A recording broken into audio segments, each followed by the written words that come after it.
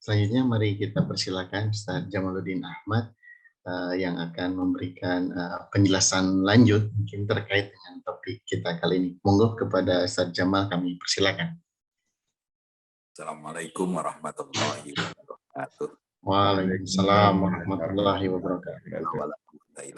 Asyhadu an la ilaha illallah wahdahu la syarikalah wa asyhadu anna Muhammadan abduhu wa rasuluhu la nabiyya ba'dah. Allahumma shalli wa sallim ala Muhammad wa ala alihi wa sahbihi wa mawalah. Ibu yang saya hormati, terima kasih Dr. Agus Sukaja yang sudah memberi kesempatan saya untuk bersama menuntut ilmu di Koordinatif ini. Langsung saja ingin saya sampaikan Bapak-Bapak, jadi saya yakin kemarin sudah banyak dijelaskan dalil Quran, dalil hadisnya. Salah satu dalil Qurannya itu di belakang saya ini, Quran Surah An-Nisa 86 itu. Jadi kalau kita itu diberi penghormatan, salah satu bentuknya senyum sapa salam itu, kita dianjurkan membalasnya dengan yang lebih baik. Minimal sama. Nah, minimal sama. Juga ayat yang lain, fabima rahmatim minallahi lintalahum. Di dasar-dasar Qur'annya bagaimana Allah itu menganugerahkan rahmat kasih sayang kepada Rasulullah Muhammad SAW sehingga diberi kepribadian akhlak diri yang serba lemah lembut. Yang dari situ menarik banyak orang untuk masuk Islam. Kalau Rasulullah itu sikapnya kasar, maka akan banyak orang yang lari dari Islam. Dan saat ini terbukti orang Barat berbondong-bondong masuk Islam setelah tahu ajaran Islam betapa penuh cinta kasih di dalam kehidupan yang sesungguhnya berdasarkan dalil-dalil normatif ini. Semakin menguatkan orang-orang untuk menjadikan Islam menjadi bagian rahmatan lil alamin dalam kehidupannya. Nah, Bapak Ibu, senyum sapa salam ini salah satu hal yang orang butuh ragat gitu. Kalau sekarang kita pengen gembira dengan sepeda itu butuh ragat sepeda, butuh biaya uang dan sebagainya. Ada satu akhlak, ada satu tindakan yang dampaknya dahsyat yang sudah dijelaskan oleh Dr. Agus Sukaja. Kalau itu kita lakukan, gitu, biayanya murah, gitu, tetapi dampaknya luar biasa, yaitu senyum, sapa dan salam itu. Nah, Rasulullah Muhammad SAW sudah digambarkan sebagai pribadi yang seperti itu. Jadi ketika kita dulu mungkin belum membaca hadis-hadis atau sirah Nabi, membayangkan Rasul itu orang yang serius dalam menyebarkan agama Islam. Ternyata mayoritas keseharian Rasulullah itu adalah pribadi yang sangat ramah. Dan ketika beliau sekali bermurang durja atau berwajah masam saja, langsung ditegur oleh Allah Subhanahu wa Ta'ala.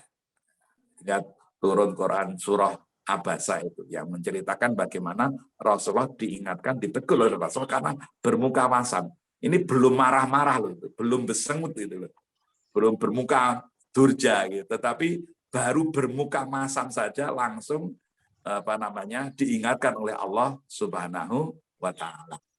Itu yang membuat Rasulullah menjadi pribadi yang seperti disampaikan Dr. Agus Sukaja itu. Nah, saya sudah mengirimkan materi kepada Dr. Agus Sukaja, nanti bisa di-share karena waktunya saya hanya 15 menit, langsung kepada hal yang agak pokok saja. Manfaat senyum dan sapa dan salam secara umum. Yang pertama, mengasah kepekaan, empati terhadap orang lain. Jadi senyum sapa salam itu sekaligus mengasah, menguatkan peduli kita, empati kita pada orang lain. Begitu kita mengekspresikan diri kita dengan senyum sapa salam itu bentuk empati kita pada orang lain.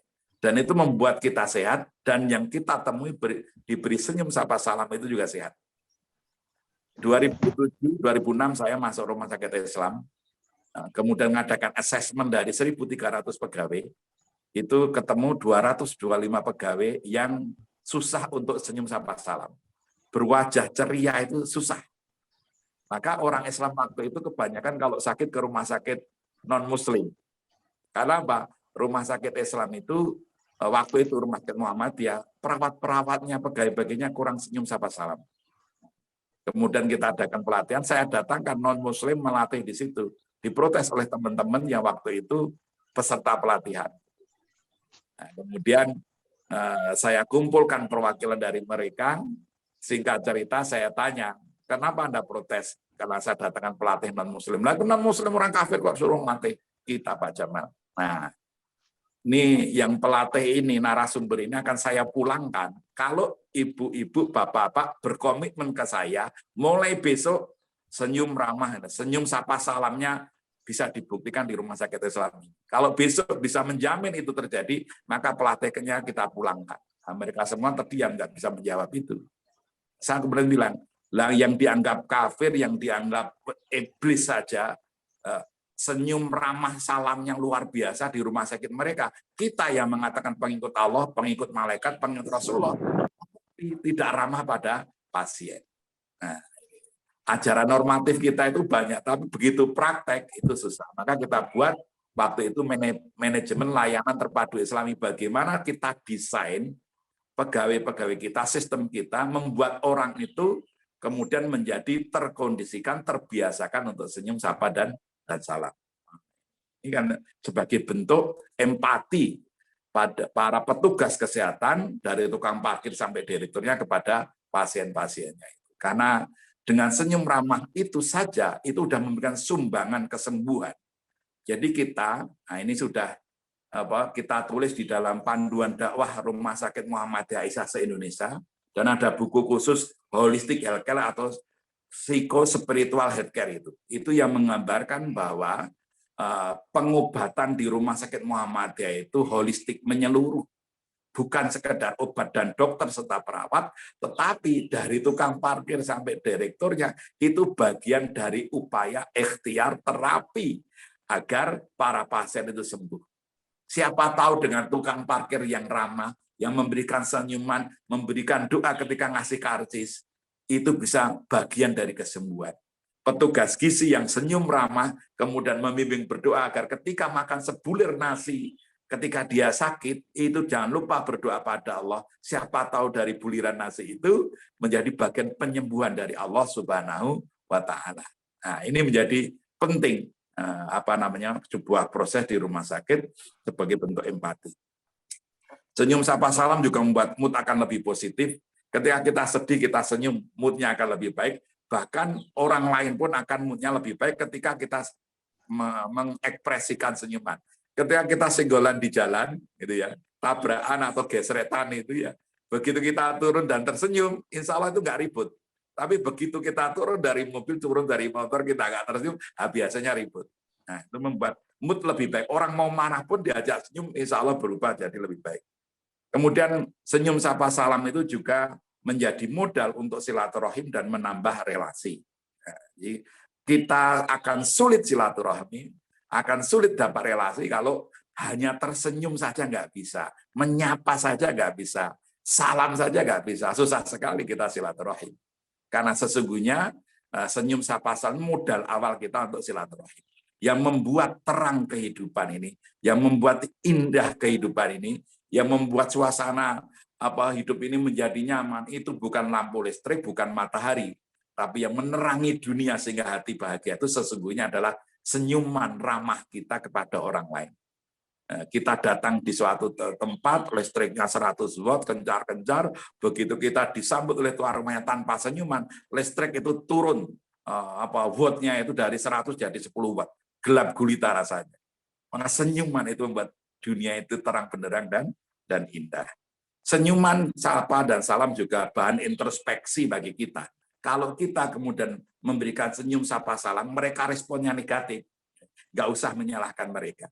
Saya pernah ditegur istri saya, berangkat sholat subuh bersama istri dan anak saya, kemudian saya mengucapkan salam, gitu. Kemudian nggak dijawab, saya gerutu waktu itu. Wong dikasih salam kok nggak jawab, nah gitu kan. Karena saya berharap reaksinya positif, maka komentar saya kemudian negatif. Ketika reaksinya negatif, istri saya kemudian mengingatkan saya, Mas, kalau senyum itu memberikan salam itu sing ikhlas, itu saya ingat seumur hidup. Jadi kalau respon kita, ekspresi kita senyum sapa salam, direspon negatif, jangan kecewa. Berarti boleh jadi kita yang bermasalah. Mungkin kurang silaturahmi ke beliaunya, kurang datang, sehingga reaksinya negatif. Nah, seperti itu. Kemudian senyuman dan sapa salam juga menjadi role model membangun kohesivitas dan kerukunan di lingkungan kita. Dengan senyum sapa salam, insya Allah kita akan membangun kehangatan. Di tersenyum itu, apalagi sapa salam, akan menghadirkan kohesivitas, akan merekatkan, menghangatkan hubungan itu. Dan sekaligus akan membangun kerukunan di lingkungan kita. Kemudian senyum sapa salam juga menjadi bentuk paling konkret dari wajah keislaman kita yang paling mudah dikenal oleh orang. Simahum fi wujuhihim min atharis sujud. Nah, itu kan min atharis sujud pada wajah itu adalah akhlak.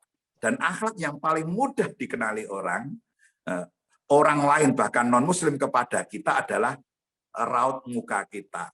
Senyum sapa salam kita. Itu adalah bukti paling sederhana, paling konkret dari keberislaman kita.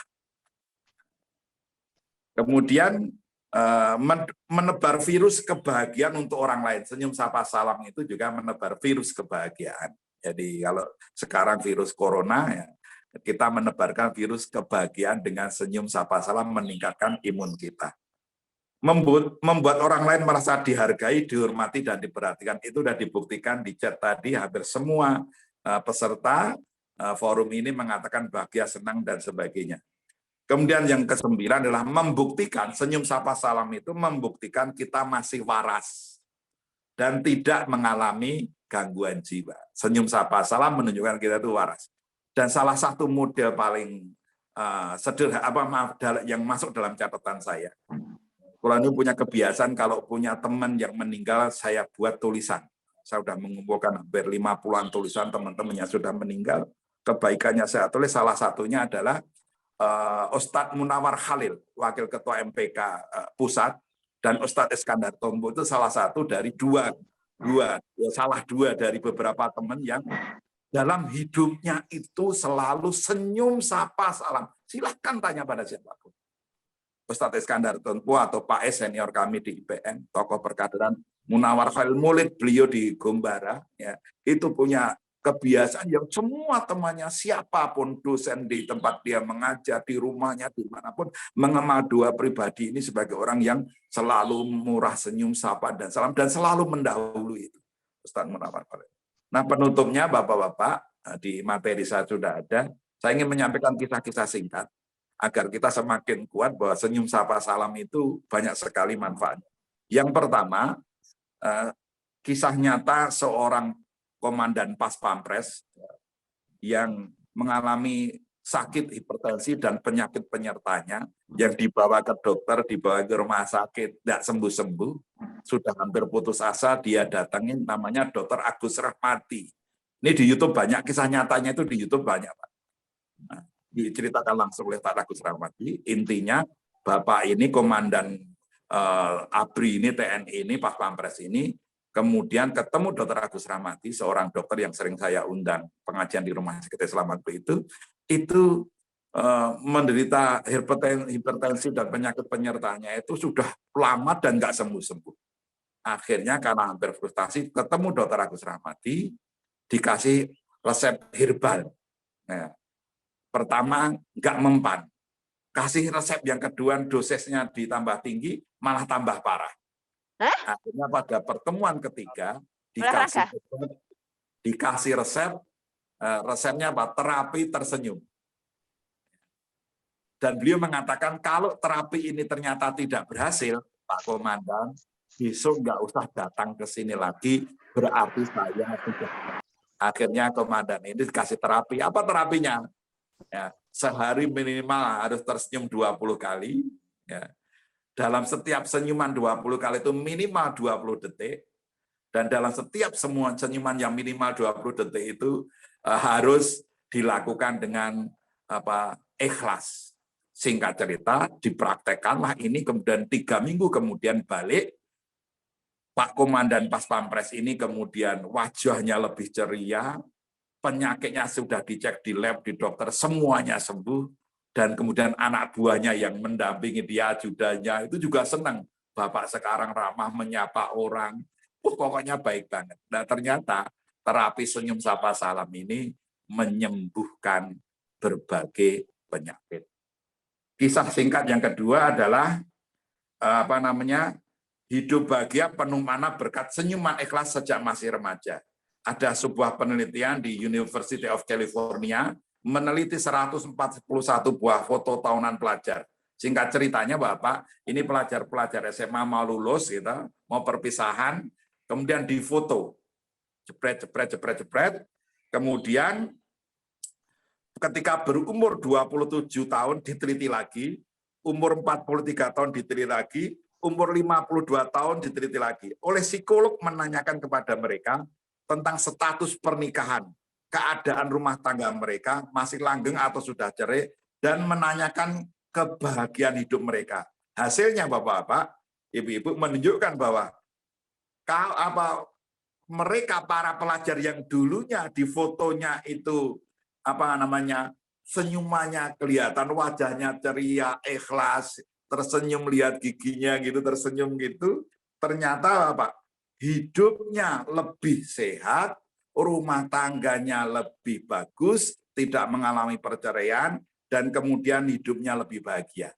Lah mereka yang di fotonya itu senyumnya itu tidak bagus, senyum palsu atau setengah senyum, itu tingkat kebahagiaan hidupnya juga lebih rendah, kemudian rumah tangganya rata-rata bermasalah atau bercerai. Kemudian yang ketiga, senyuman dan agresivitas. Ini oleh senior kami, Bu Eli Risman, itu meneliti bahwa dengan tersenyum, batang otak jadi dingin, batang otak yang dingin akan meneruskan keluarnya kelenjar serotonin yang anti agresivitas.